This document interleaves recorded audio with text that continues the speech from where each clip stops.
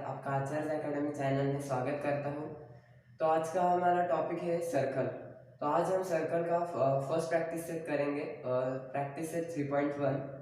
तो practice set शुरू करने से पहले मैं आपको कुछ बताना चाहता हूँ कि अगर आपने हमारे चैनल को सब्सक्राइब नहीं किया हो तो प्लीज़ सब्सक्राइब कीजिए, और सब्सक्राइब करने के बाद बेल आइकॉन को क्लिक करना मत भूलिएगा, जिससे आपको हमारे अपकमिंग वीडियोस का पता चलेगा।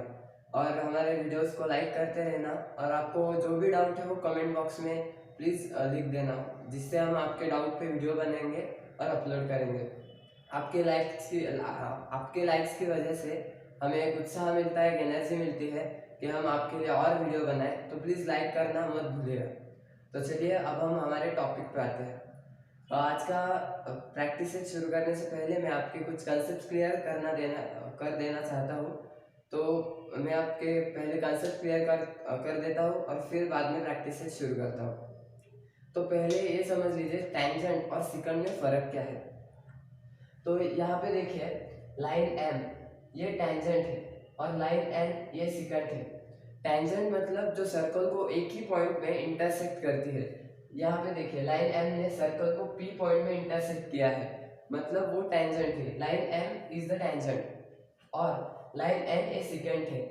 सिकेंट मतलब जो लाइन सर्कल को दो पॉइंट में इंटरसेक्ट करके दोनों साइड में एक्सटेंड हो जाती है। यहाँ पे देखिए, लाइन एन ने सर्कल को ए और बी पॉइंट में इंटरसेक्ट किया है और फिर लाइन एन दोनों तरफ एक्सटेंड हो गई है। तो लाइन एन को हम सिकेंड कहेंगे। और यहाँ पे देखिए, अब लाइन सी डी ये जो है वो डायमीटर है। डायमीटर यानी जो लाइन सर्कल के मिड पॉइंट से पास होती है, इसे हम डायमीटर कहते हैं। तो यहाँ पे लाइन सी डी ये डायमीटर है, लाइन एम ये टेंजेंट है, लाइन एन ये सिकंड है। तो मैं आपको यहाँ पे लिख देता हूँ, line N is the second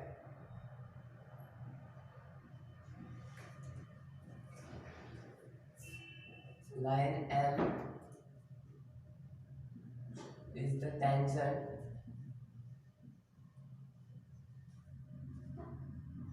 और sec CD is the diameter।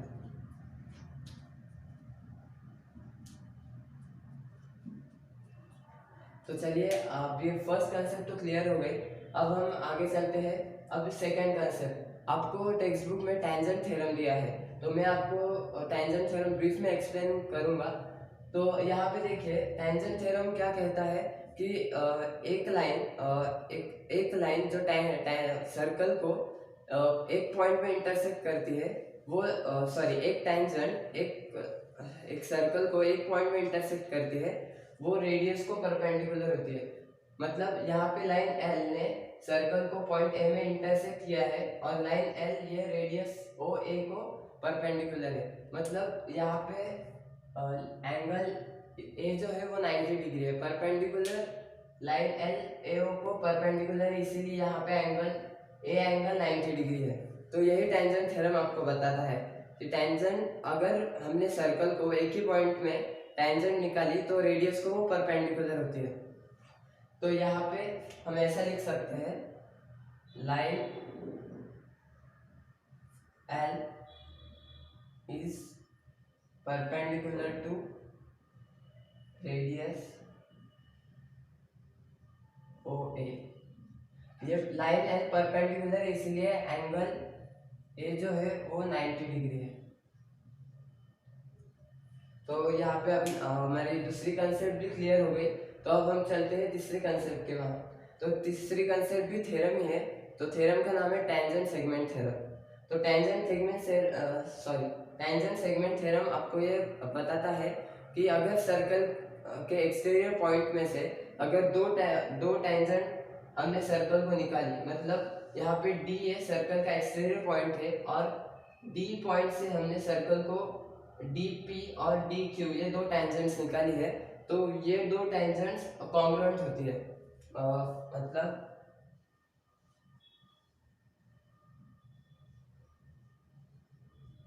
tangent DP is congruent to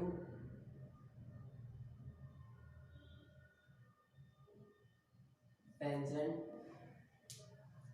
DQ।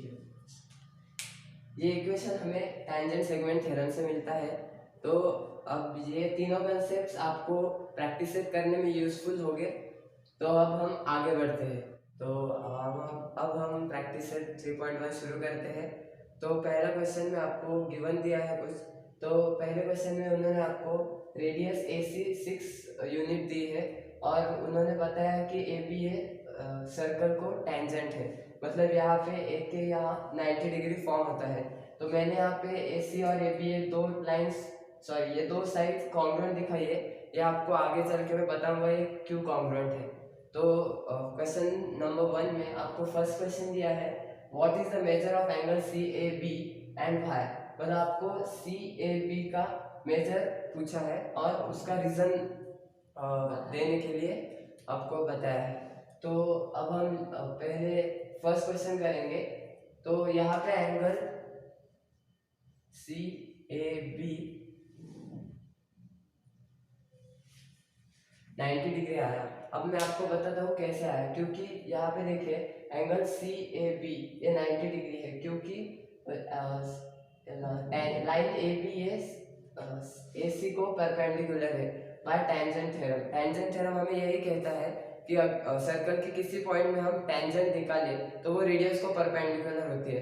Perpendicular का मतलब यह है वो रेडियस के जगह पे 90 डिग्री का एंगल बनाती है। तो इसीलिए एंगल CAB ये 90 डिग्री है। अब उन्होंने पूछा है रीजन, तो हम यहाँ पे रीजन लिखेंगे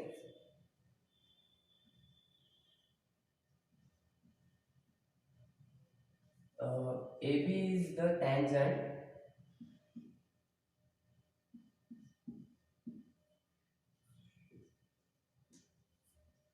and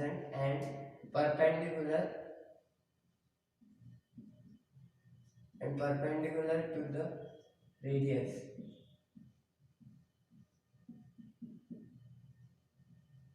तो ये आ गया हमारे फर्स्ट क्वेश्चन का आंसर। तो अब हम चलते हैं सेकंड क्वेश्चन के तरफ। तो सेकंड क्वेश्चन में आपको पूछा है what is the distance of point C from line AB and why. तो आपको पूछा है पॉइंट C का डिस्टेंस लाइन AB से कितने सेंटीमीटर है या मीटर है। तो यहाँ पे देखिए पॉइंट CA ये रेडियस है और CA का डिस्टेंस है 6। तो पॉइंट CAB से 6 सेंटीमीटर हो गया क्योंकि AC ये रेडियस है और AC का डिस्टेंस है 6 सेंटीमीटर, इसलिए पॉइंट CAB से 6 सेंटीमीटर हो गया। तो अब हम देखेंगे लिखेंगे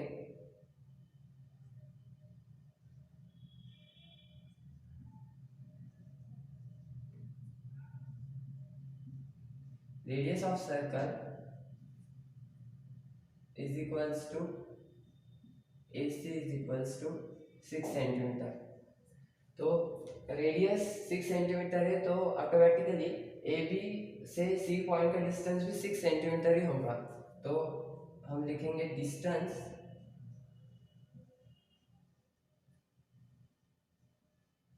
from AB is equals to 6 centimetre. तो ये आ गया हमारे सेकंड क्वेश्चन का आंसर। तो अब हम चलते हैं थर्ड क्वेश्चन की तरफ। तो अब ये क्वेश्चन थोड़ा सा हार्ड जा सकता है पर आपको डरने की कोई ज़रूरत नहीं है। तो मैं आपको बताता हूँ यहाँ थर्ड क्वेश्चन में आपको डिस्टेंस AB मतलब ये डिस्टेंस AB 6 सेंटीमीटर दिया है। तो अब हम यहाँ पे 6 सेंटीमीटर लिखेंगे और बोला है फाइंड BC, मतलब ये डिस्टेंस फाइंड करने के लिए बोला है।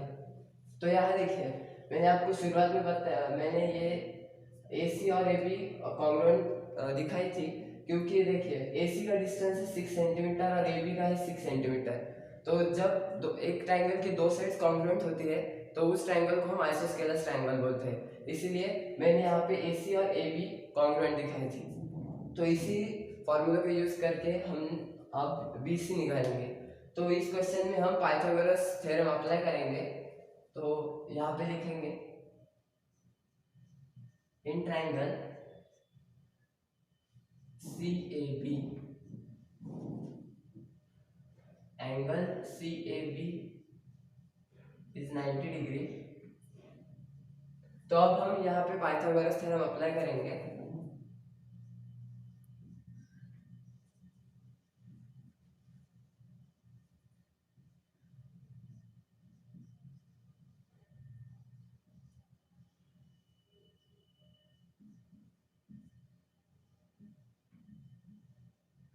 तो यहाँ पे देखिए angle C A B, A 90 degree है तो ए के अपोजिट साइड यानी बी सी हमें हाइपोटेनियस लेनी है।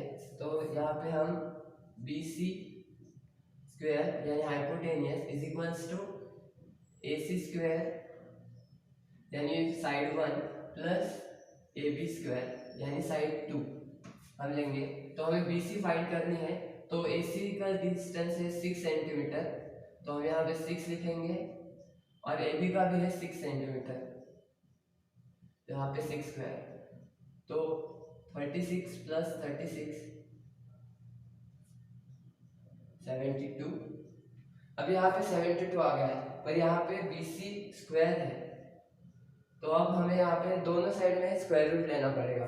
तो अब हम तो ये देखिए यहाँ पे बी सी स्क्वायर इज 72 है, तो यहाँ पे अब सॉल्व नहीं होता, इसलिए दोनों साइड में अब हम सबको स्क्वायर रूट लेना पड़ेगा।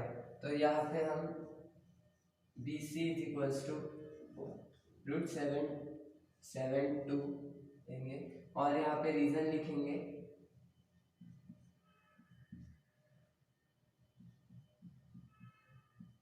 Bye taking square root.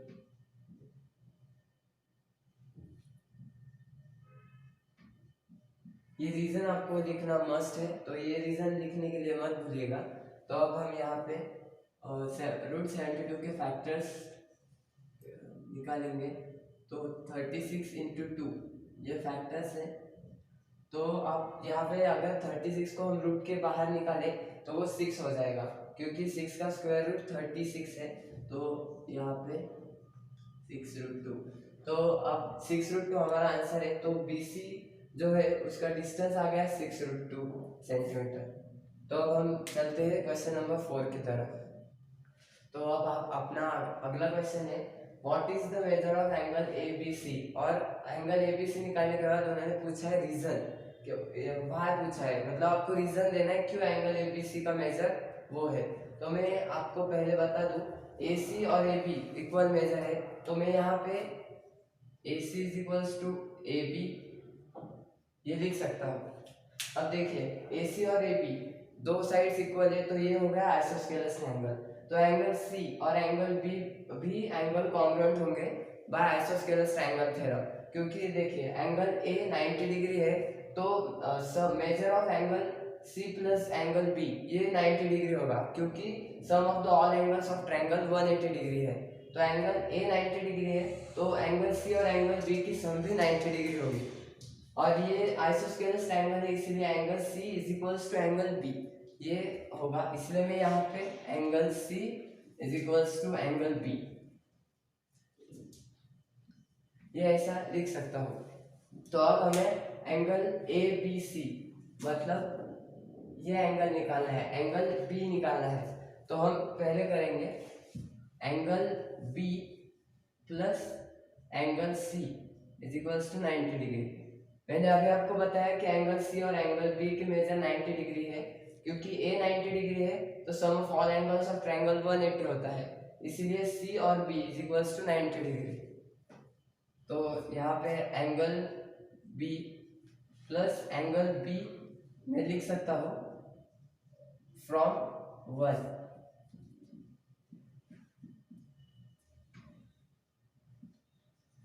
तो ये देखिए यहाँ पे 2 एंगल बी हो जाएंगे,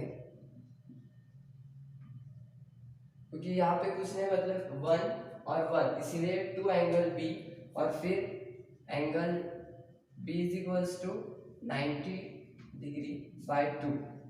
ये 2 एंगल बी के साथ मल्टीप्लाई में है, इसीलिए इस साइड राइट हैंड साइड में जाके ये डिवीजन में हो जाएंगे। और फिर angle B is equals to 45 degree. तो ये रही अपनी एंगल बी की मेजर। और उन्होंने पूछा है वाई, तो हम यहाँ पे रीजन लिख सकते हैं बाय आइसोस्केलस ट्रायंगल थ्योरम।